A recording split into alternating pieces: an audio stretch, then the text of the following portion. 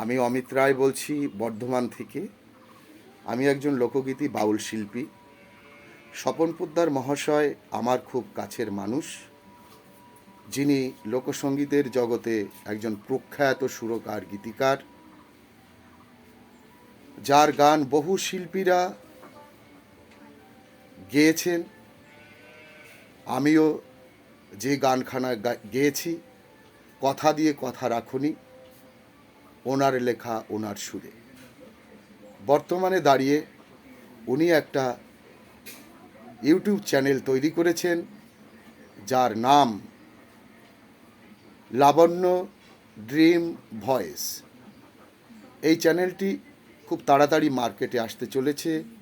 আপনারা এই চ্যানেলটিকে সাবস্ক্রাইব করুন, লাইক করুন, শেয়ার করুন, যাতে ওনার স্বপ্ন সত্য হয়।